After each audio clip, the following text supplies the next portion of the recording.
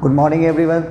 तो last lecture में हमने आपको relation between gives free energy और सेल पोटेंशियल में बताया दिया था और उसका फिर सिग्निफिकेंस भी देखा था हमने और उस पर कुछ क्वेश्चन भी दिए थे और आपसे कहा गया था कि अब तक जो पढ़े हो सबको रिवाइज कर लोगे, क्योंकि आज जो एक हम लोग इक्वेशन डिराइव करने वाले हैं उसमें देखोगे कि आपको अब तक जितना पढ़े हो सबकी यूज़ आ जाती है वहाँ पे।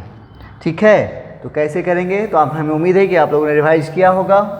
ठीक है, चलिए हेडिंग डालेंगे Nernst equation. Nernst equation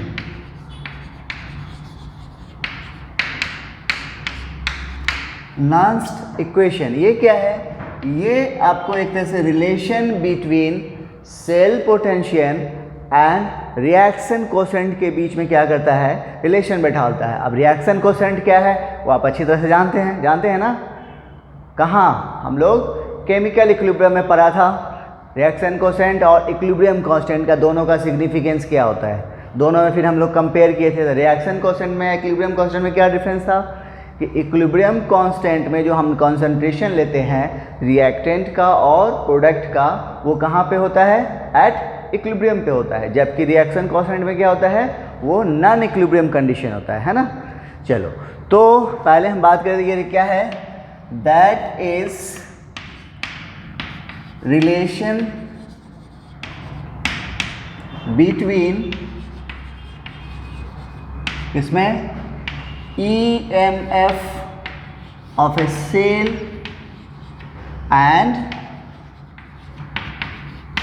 reaction quotient। Okay, जैसे फॉर एग्जांपल के लिए हमने ए रिवर्सिबल सेल रिएक्शन लिया है। क्या लिया है? एक रिवर्सिबल सेल रिएक्शन लिया है। N1A aqueous plus N2B aqueous N3C aqueous plus N4D aqueous. ठीक है, ये आपको एक सेल रिएक्शन है। ठीक है, तो इस सेल रिएक्शन के लिए आप रिएक्शन कोसेंट का कैसे लिखोगे? Q यानी रिएक्शन कोसेंट। कैसे लिखोगे? जैसे हम लोग इक्विलिब्रियम पे लिखते हैं वैसे ही इसका भी लिखेंगे। बस फर्क क्या होता है कि ये जो वैल्यू लेते हैं वो क्या होता है? इक्विलिब्रियम का वैल्यू नहीं होता है ना। तो यानी यहाँ पे क्या होगा? कंसंट्रेशन ऑफ प्रोडक्ट का मतलब क्या है? देखो तो C और उसका पावर क्या हो जाएगा? N3, फिर D का पावर क्या हो जाएगा? N4 बाय रिएक्टेंट का प्रोडक्ट A का पावर N1 और B का पावर N2। ये हो गया आपको रिएक्शन कोसेंट का एक्सप्रेशन। ठीक है, चलो यहां तक नोट करो।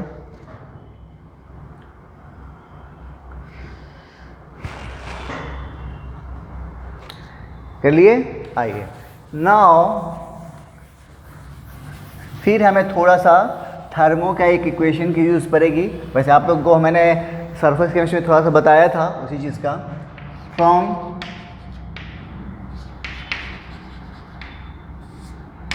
थर्मो डायनामिक्स gives Helmholtz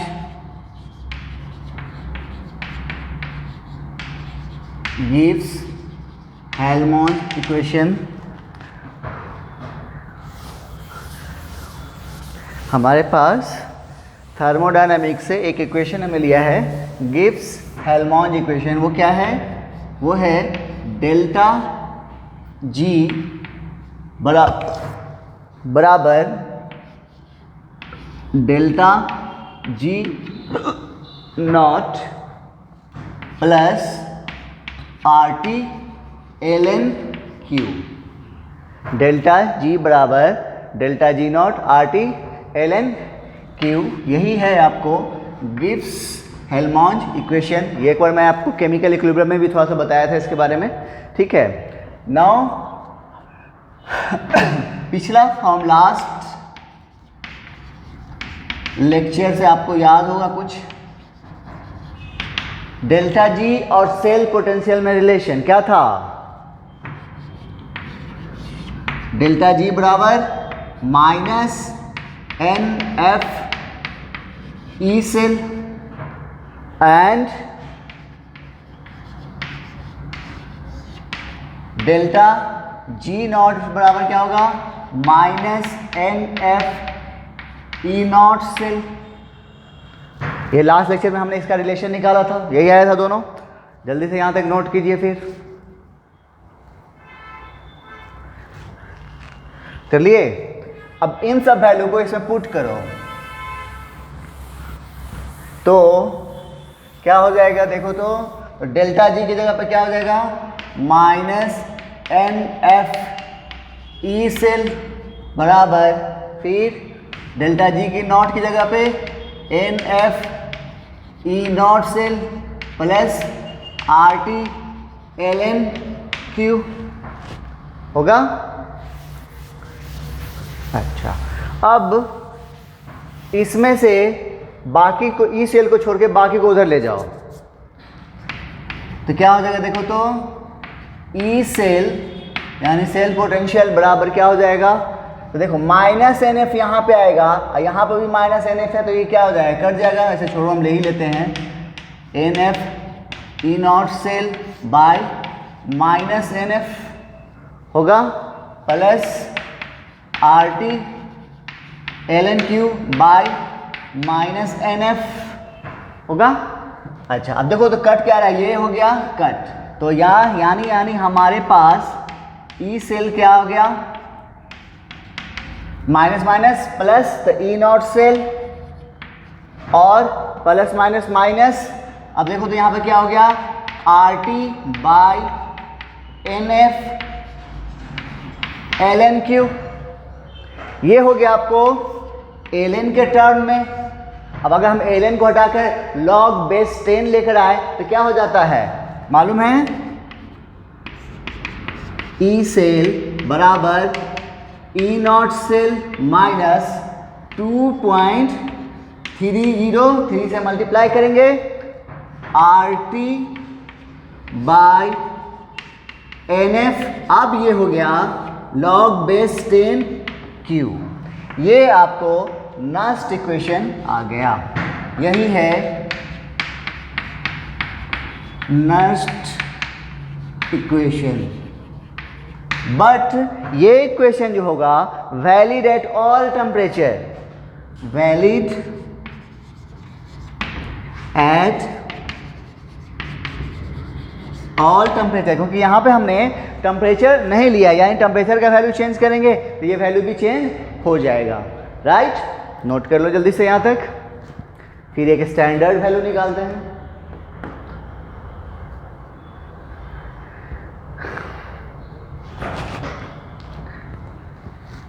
तो इसका यूज़ करने वक्त कुछ ध्यान रखना पड़ेगा कि वहाँ पे क्या टेम्परेचर यूज़ कर रहा है। अगर टेम्परेचर के बारे में कुछ बात कर रहा है तो ठीक, अगर नहीं बात कर रहा है तो हम क्या लेते हैं? स्टैंडर्ड टेम्परेचर वाला वैल्यू लेते हैं। वो कितना होता है वही हम लोग बात करते हैं। अब नाउ यहाँ पे कौन कौन सा टर्म है? ई नॉट सेल की बात करो, यानी स्टैंडर्ड सेल पोटेंशियल तो हम लोग निकाल लेंगे आराम से, क्योंकि स्टैंडर्ड इलेक्ट्रोड पोटेंशियल का वैल्यू हम लोग जानते हैं। कैसा हो जाएगा?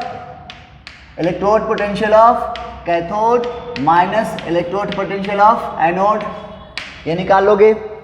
उसके बाद यहाँ पर F क्या हो गया? फैराडेज, जिसका वैल्यू कितना है? 96,500 कूलम्ब। उसके बाद R, ये क्या है? Gas constant.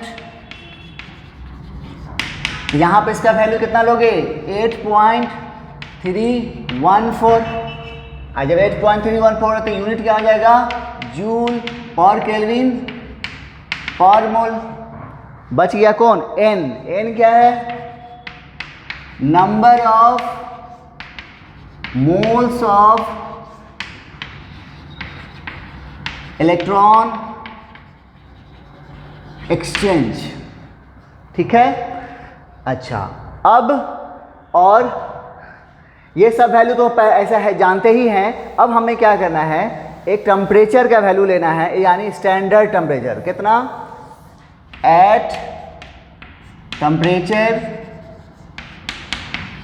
25 डिग्री सी, या केल्विन में बात करें तो कितना होगा, 298 केल्विन। ये वैल्यू यानी यहाँ पर टेम्परेचर 298 केल्विन, और बाकी रेस्ट वैल्यू यानी 8.314 यहाँ पे आर की जगह पे, एफ की जगह पर 96,500 जब रखोगे तो ये फार्मूला थोड़ा चेंज हो जाएगा। क्या चेंज हो के आएगा,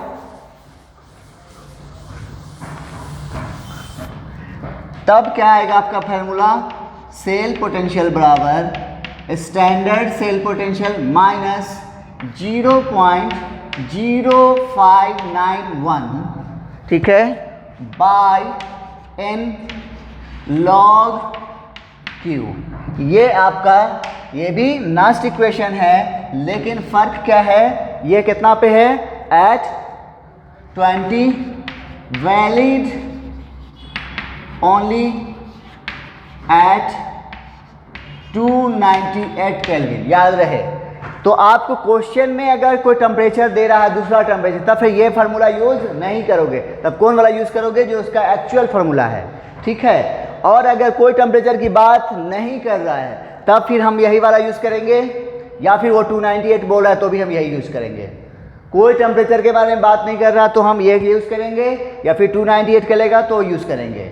लेकिन अगर कोई दूसरा टेम्परेचर बात कर रहा है तब ये फार्मूला यूज नहीं करोगे, नहीं तो आपका आंसर गलत हो जाएगा। खासकर जेई वाले ध्यान रखेंगे, नीट वाले को तो नहीं कर सकते, लेकिन जेई वाले ध्यान रखोगे कि होता है, उसमें बहुत सारा चेंजिंग करते रहते हैं। ठीक है, चलो नोट करो फटाफट यहाँ तक। तो आपको नॉस्ट इक्वेशन आ गया, आप इसको यूज कैसे करोगे वो देख लेते हैं।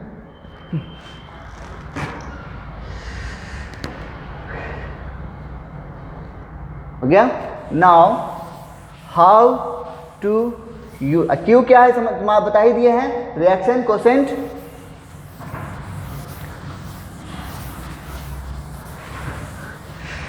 हेडिंग डालो, how to use, how to use Nast equation, यानी इस इक्वेशन को आप यूज़ कैसे करोगे। क्योंकि आपका इसका स्टेप तो आप लोग जानते हो, तो फिर भी हम कैसे यूज़ करेंगे वो हम बता रहे हैं। सबसे पहला स्टेप 1, आप क्या करोगे, write a balanced net balance cell reaction. सबसे पहले आपको क्या करना है, एक बैलेंस्ड सेल रिएक्शन लिखना है, वो आप जानते हो, and calculate net electron exchange and right expression for reaction quotient, reaction quotient का क्या करना है, एक्सप्रेशन लिखना है। जैसे फॉर एग्जांपल के लिए हमने एक रिएक्शन लिया है, जनरली मोर प्रोबेबिलिटी आपको चांसेस है कि वो सेल रिप्रेजेंटेशन का यूज करेगा। नास्ट इक्वेशन का क्वेश्चन जब भी देगा, ज़्यादातर चांसेस है कि वो आपको सेल रिप्रेजेंटेशन का यूज करेगा। ठीक है,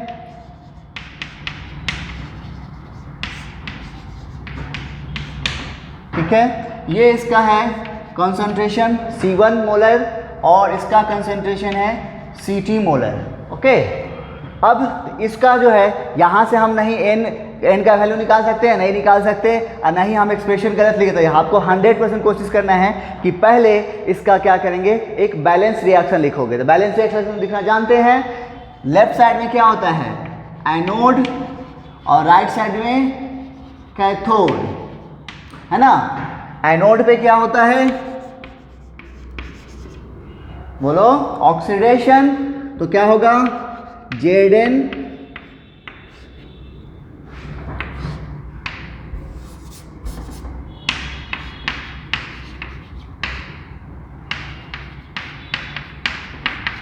ऑक्सीडेशन। उसके बाद कैथोड पे चलेंगे, बोलो क्या करोगे, यहां पे क्या होगा, रिडक्शन।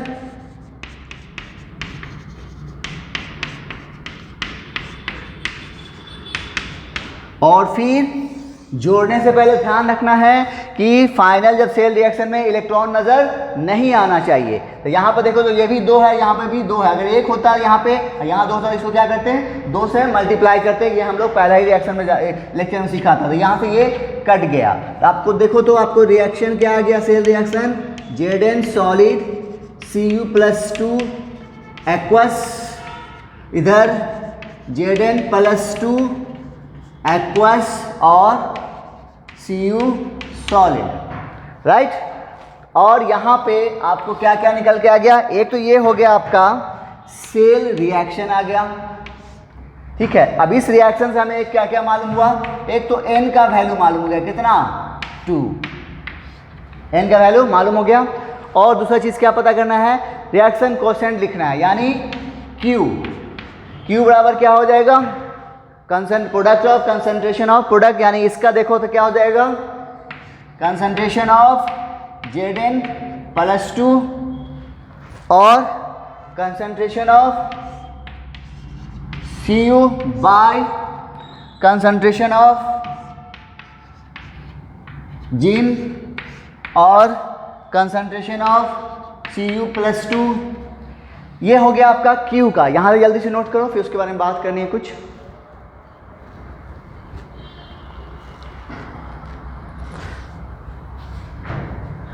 हो गया। तो यहां तक करने के बाद अगर प्योर सॉलिड और प्योर लिक्विड का कॉन्सेंट्रेशन लेना है तो उसका वैल्यू लेंगे कितना, 1 for pure solid and pure liquid concentration is taken, क्या लेंगे, यूनिटी,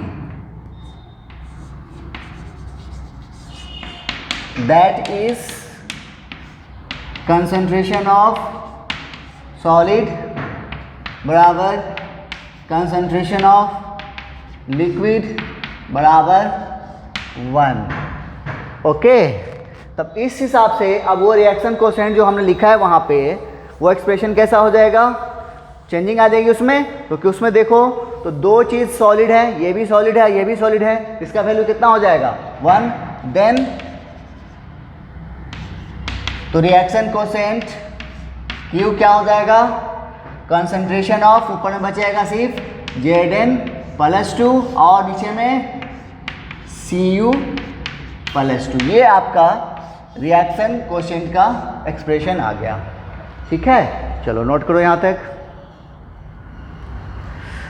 तो हमने Q निकाल लिया, N निकाल लिया, बच गया कौन, स्टैंडर्ड सेल पोटेंशियल। तो स्टेप 2 में चलेंगे, हो गया। नाउ स्टेप 2, स्टेप 2 में क्या करना है, कैलकुलेट स्टैंडर्ड सेल पोटेंशियल।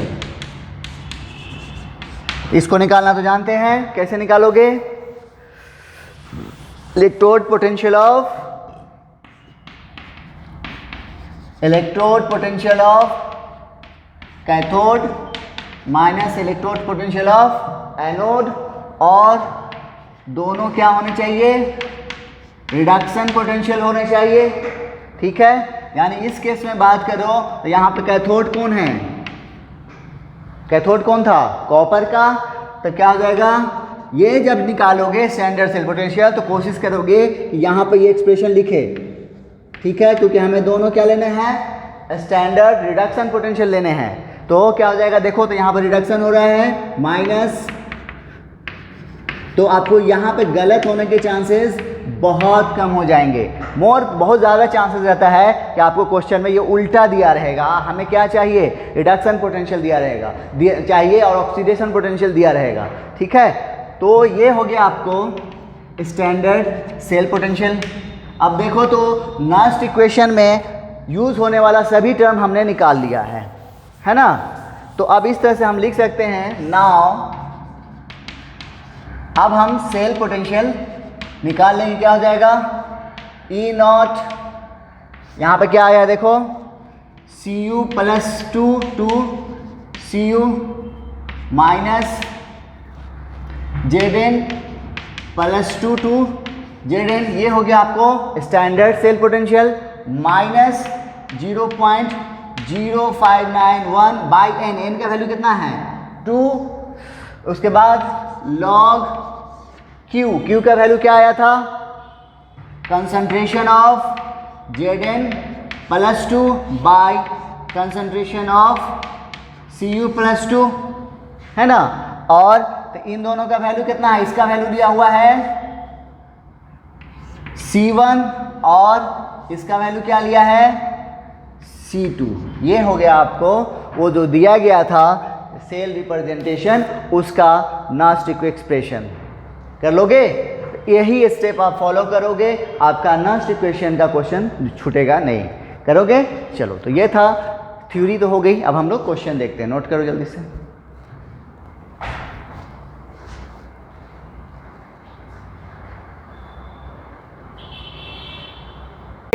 चलो तो अभी हमने जो पढ़ा है उस पर पहला क्वेश्चन देखते हैं कैसा है। आइए मिलते हैं। आपको देखो यहाँ पे सेल रिप्रेजेंटेशन दिया गया है और यहाँ पे इस हाइड्रोजन गैस का प्रेशर दिया हुआ है, पार्शियल प्रेशर, इसका कंसंट्रेशन, इसका भी कंसंट्रेशन दिया हुआ है, और आपको सबका इसका इलेक्ट्रोड पोटेंशियल दिया है और आपको सेल पोटेंशियल पूछा गया है। तो कैसे करोगे, तो हमने जो स्टेप बताया है प्लीज़ प्लीज़ प्लीज़ स्टेप को फॉलो करें, स्किप एक भी स्टेप ना करो। स्किप करोगे तो अपने फंसोगे। चलो तो मैंने सबसे पहला स्टेप क्या बताया है कि आपको एक write net balance cell reaction लिखनी होगी। तो लिखेंगे, इसके लिए तो लिखना तो हम लोग जानते हैं। तो ये सेल रिप्रेजेंटेशन है, तो इसमें लेफ्ट साइड में क्या होता है एनोड। तो चलो एनोड पे चलते हैं, और एनोड पे क्या होता है ऑक्सीडेशन।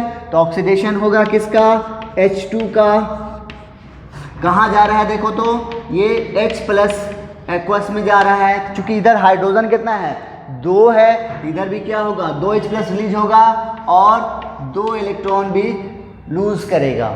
ठीक है, उसके बाद चलें हम लोग कहाँ, कैथोड पे। कैथोड पे देखो क्या है, किसका इलेक्ट्रोड है सिल्वर। तो यहाँ कैथोड पे क्या होता है रिडक्शन, तो Hg प्लस एक्वस और एक इलेक्ट्रॉन गेन किया है और ये कहाँ पहुँच गया है Ag सॉलिड में। ओके, अब इसको फिर क्या करेंगे, जोड़ेंगे।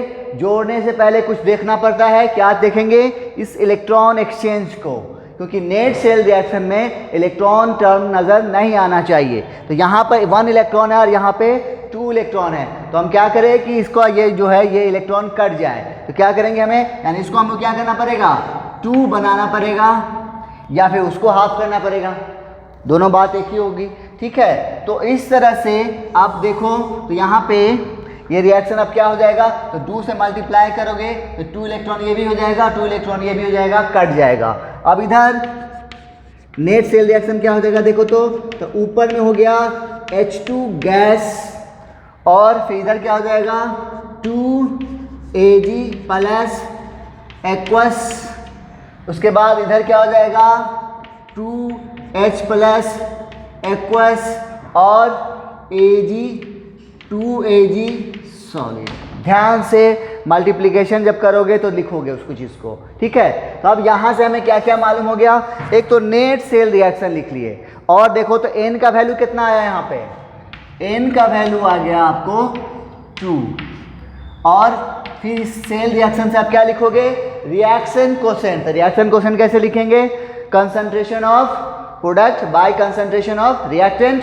तो कंसंट्रेशन ऑफ प्रोडक्ट में देखो तो किधर ये है H प्लस, तो कंसंट्रेशन ऑफ H प्लस का कोएफिशिएंट कितना है 2, तो ये हो जाएगा स्क्वायर।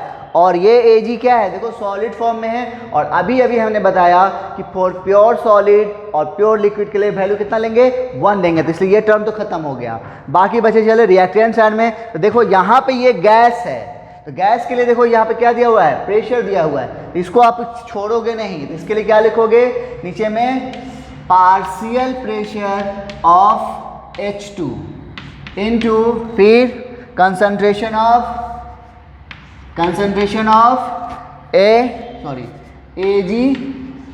प्लस और उसका हो जाएगा पावर 2। तो ये हो गया आपको रिएक्शन कोएफिशिएंट का वैल्यू, ठीक है। तो दो चीज़ हो गया, तीसरा हमें क्या चाहिए, और second step standard cell potential बराबर क्या होता है, electrode potential of cathode minus electrode potential of anode.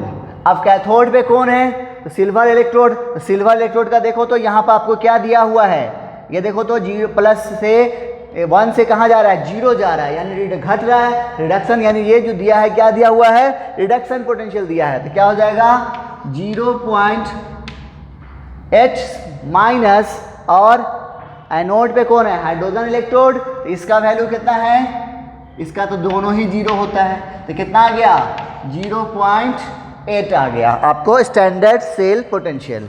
Now अब इसको नस्ट इक्वेशन, क्योंकि हमें क्या चाहिए, सेल पोटेंशियल, तो हम कहाँ जाएंगे अब, नस्ट इक्वेशन में जो अभी हमने पढ़ा था। क्या है नस्ट इक्वेशन,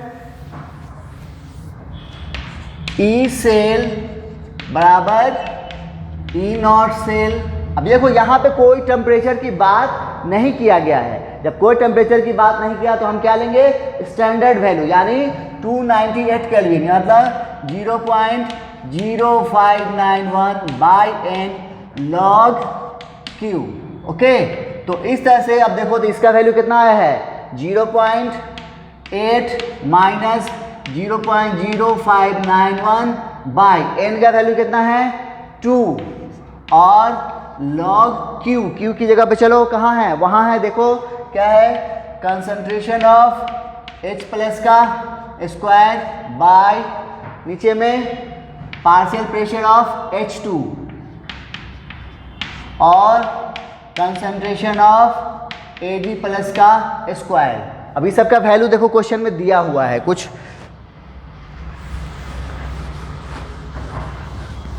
क्या दिया था, तो यहाँ पे हो जाएगा 0.8 minus 0.0591 by 2 log H plus का कंसंट्रेशन शायद C1 है ना, C1 दिया, तो यहाँ पे क्या हो जाएगा C1 का स्क्वायर, और पार्शियल प्रेशर ऑफ H2 क्या दिया है, P1 दिया हुआ है, और Ag का कंसंट्रेशन दिया है C2 का स्क्वायर। ये हो गया आपका आंसर, कर लोगे, बस स्टेप को फॉलो करो, आपका क्वेश्चन बनेगा। जल्दी से नोट करो, एक दो क्वेश्चन और देखेंगे।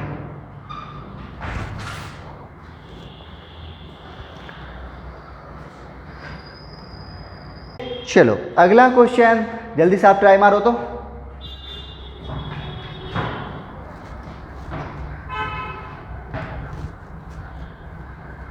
कर लिए, आइए क्या करोगे, आपको देखो फिर यहाँ पर सेल रिप्रेजेंटेशन दिया है और टेम्परेचर भी दे दिया है यहाँ पर 225 डिग्री सेल्सियस, और इलेक्ट्रोड पोटेंशियल दिया है, ईएमएफ निकालना है। तो कैसे निकालेंगे, फिर वही बात, क्या करोगे, सबसे पहले राइट अ सेल रिएक्शन, तो यहाँ पर सेल रिप्रेजेंटेशन दिया है। चलेंगे सबसे पहले एनोड पे, निकेल सॉलिड से Na+2 एक्वस, इसका कंसंट्रेशन है आपको 0.1 मोलर। अच्छा, और यहाँ पे 2 इलेक्ट्रॉन लूज हुआ। फिर चलेंगे हम कहाँ, कैथोड पे, वहाँ पर देखो तो क्या है Au+3 एक्वस कहाँ गया है, +3 यानी 3 इलेक्ट्रॉन लिया है यहाँ पे, और ये कन्वर्ट हो गया Au सॉलिड में। और फिर आप क्या करेंगे, दोनों को जोड़ेंगे, लेकिन जोड़ने से पहले हमें क्या करना है, ये वैल्यू इलेक्ट्रॉन का वैल्यू कटना चाहिए। तो यहाँ पे तो देखो ये 3 है, ये 2 है, तो क्या करना पड़ेगा, इसको 2 से मल्टीप्लाई करेंगे और इसको 3 से मल्टीप्लाई करेंगे, और उसके बाद फिर दोनों को जोड़ देंगे। तब क्या हो जाएगा, देखो तो इधर हो जाएगा 3 निकेल सॉलिड +2 Au +3 एक्वस, और ये तो हो गया कट। इधर क्या हो गया फिर 3 निकेल +2। देखो हम यहाँ पर डायरेक्ट लिए हैं, आप ऐसा मत करना, आप एक स्टेप जो ये वाला स्टेप जरूर रख लिखना, क्योंकि आप सीख रहे हो, ठीक है। +2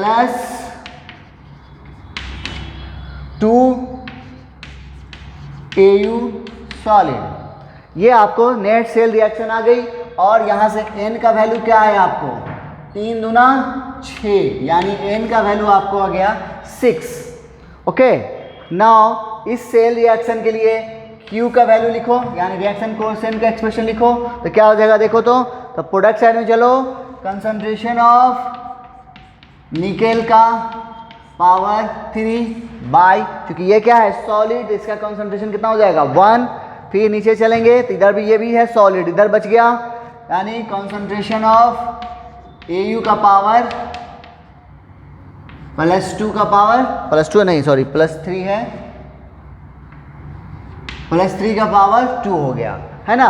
अब ये हो गया, n का वैल्यू निकल गया, q का वैल्यू निकल गया, एक्सप्रेशन लिख लिए। अब उसका वैल्यू पुट कर देंगे। नाउ हमें क्या चाहिए, स्टैंडर्ड सेल पोटेंशियल, यानी E0 सेल बराबर क्या होगा, electrode potential of cathode minus anode. Cathode का बात करो तो कैथोड पे कौन है, गोल्ड इलेक्ट्रोड है, यानी इसका Au वाला। तो Au वाला देखो तो यहाँ पर हमें रिडक्शन पोटेंशियल चाहिए, तो यहाँ पर +3 से 0 जा रहा है, रिडक्शन हो रहा है, यहाँ पे है 1.5 माइनस एनोड पे चलो, तो एनोड पे कौन है, निकेल इलेक्ट्रोड। निकेल का देखो हमें ये भी क्या चाहिए, रिडक्शन पोटेंशियल। यहाँ पर देखो तो 0 से +2 जा रहा है, यानी बढ़ रहा है, ये तो ऑक्सीडेशन पोटेंशियल दिया है, हमें क्या चाहिए रिडक्शन पोटेंशियल। तो क्या करेंगे, इसके साथ माइनस से मल्टीप्लाई कर देंगे, तो हमें क्या हो जाएगा -0.25। तो ये कितना हो गया 1.75 वोल्ट। तो ये आपको हो गया स्टैंडर्ड सेल पोटेंशियल। अब इस चीज़ को क्या करोगे, लास्ट इक्वेशन में बैठा दोगे और निकाल जाएगा वैल्यू, कर लोगे। चलो तो जल्दी से नोट कर लो, एक होमवर्क देते हैं आपको।